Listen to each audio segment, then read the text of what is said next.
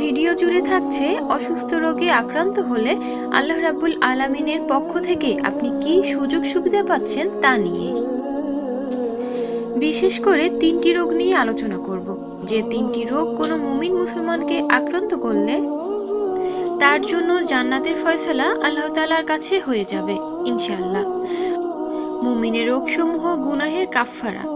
আমরা বিভিন্ন রোগে অসুস্থ হয়ে পড়ি। এই অসুস্থতা আমাদের গুনাহ ক্ষমা করার জন্য উসিলা। মানুষের উপর যে বিপদ আপদ বা অসুস্থতা আপতিত হয় তার জন্য তার কর্মফল দায়ী। আবার একইভাবে এই সকল অসুস্থতা বিপদ আপদ মানুষের গুনাহসমূহ ঝরিয়ে দেয়।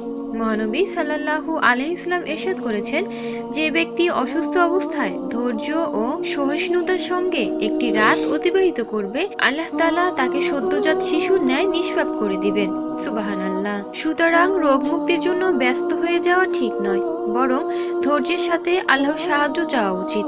নবী করিম সাল্লাল্লাহু আলাইহি ওয়াসাল্লাম আরো বলেছেন, দোজখী লোক দেখার যাদের ইচ্ছে আছে তাদের বলো তারা যেন এমন লোক দেখে আসে যার জীবনে কোনো রোগ হয়নি।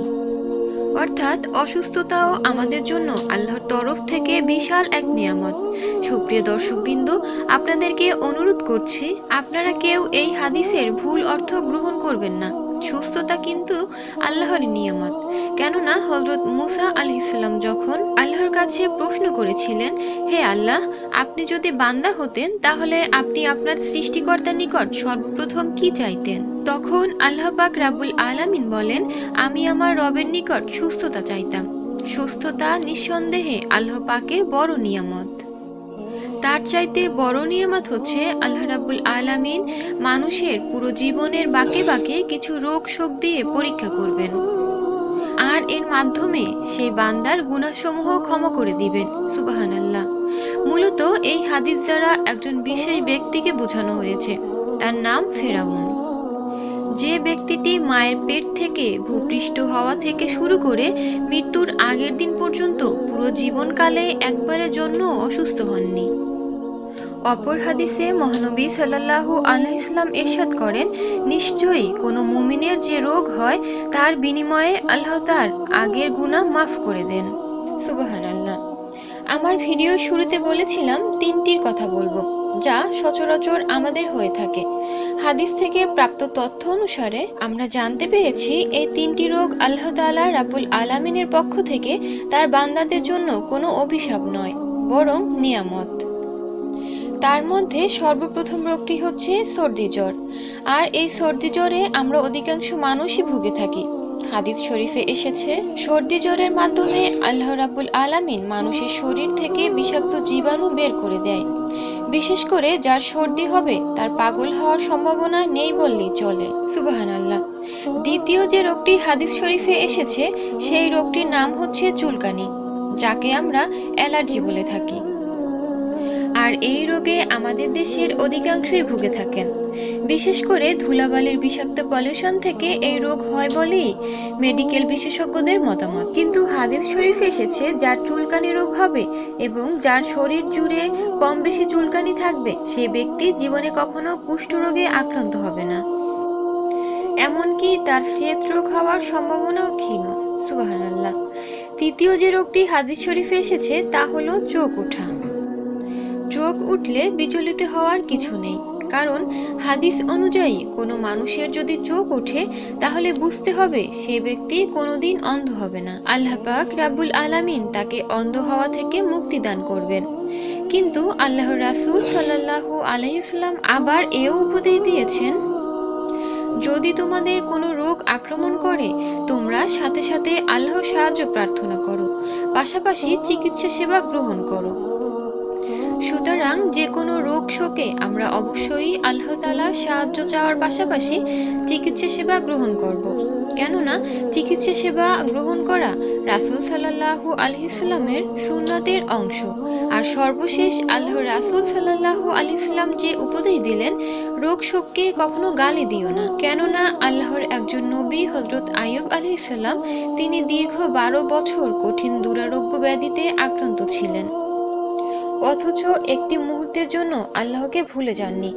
তিনি ছিলেন বিশাল সাম্রাজ্যের রাজা, কিন্তু আল্লাহ পাক রাব্বুল আলামিন তার জৌলস, খ্যাতি, প্রভাব প্রতিপত্তি দেওয়ার পরে তাকে একটি কঠিন পরীক্ষায় নিমজ্জিত করলেন।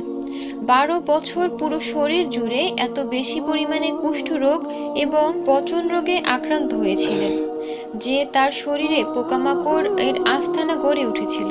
অতঃপর আল্লাহ তাআলা তাকে আবারও সুস্থতা দান করেন।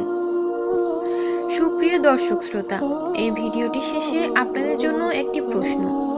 আল্লাহর তরফ থেকে উপহারস্বরূপ বিশেষ 3টি রোগের কথা আলোচনা হয়েছে আজকের এই ভিডিওটিতে। আপনাদের প্রত্যেক ভাই বোনের কাছে আমার অনুরোধ, এই 3টি রোগের কোন রোগটি বেশিরভাগ আপনাকে আক্রমণ করে থাকে তা অবশ্যই কমেন্ট করে জানাবেন। মুমিন বান্দাদের প্রতি আল্লাহর অফুরন্ত রহমত, বরকত, নাজাত, এটা আল্লাহ তাআলার একটি ঘোষণা। যে ব্যক্তি আল্লাহর জন্য হয়ে যায়, সমগ্র পৃথিবী সে বান্দার জন্য সহজ হয়ে যায়। রাসূল করিম সাল্লাল্লাহু আলাইহি ওয়াসাল্লামের হাদিসে মুমিন বান্দার জন্য সুসংবাদ এসেছে। কোনো মুমিন বান্দা যদি দুনিয়াতে জ্বর ও অন্যান্য রোগে ভোগে, আল্লাহ রাব্বুল আলামিন তার অসুস্থতার বিপরীতে আখিরাতে তার পাপকে মোচন করে দিবেন। দেখা যায় আজকাল কিছু মানুষ অসুস্থ হলে আজে বাজে কথা বলে, আল্লাহকে বিভিন্ন ভাষায় গালিগালাজ করে, নাউজুবিল্লাহ। আল্লাহর প্রতি অসন্তুষ্ট না হওয়ার জন্যই রাসূল সাল্লাল্লাহু আলাইহি ওয়াসাল্লাম হাদিসে কুদসিতে ইরশাদ করেন। হযরত আবু হুরায়রা রাদিয়াল্লাহু আনহু হতে বর্ণিত, তিনি বলেন যে একবার তিনি রাসূল সাল্লাল্লাহু আলাইহি ওয়াসাল্লামের সঙ্গে এক জ্বর রোগীকে দেখতে যান। তখন রাসূল সাল্লাল্লাহু আলাইহি ওয়াসাল্লাম বলেন, তোমরা সুসংবাদ গ্রহণ করো। আল্লাহ তাআলা বলেছেন, দুনিয়াতে আমি আমার মুমিন বান্দাকে আমার আগুন দ্বারা আক্রান্ত করাই, এজন্য যে যাতে করে সে পরকালের আখিরাতে জাহান্নামের আগুন থেকে মুক্তি পায়।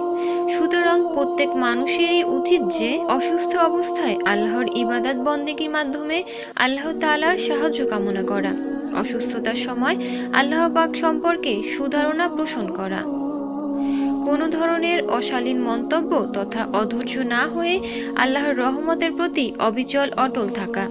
আল্লাহ সমগ্র মানবজাতিকে উক্ত হাদিসের উপর আমল করার তৌফিক দান করুন। আমিন।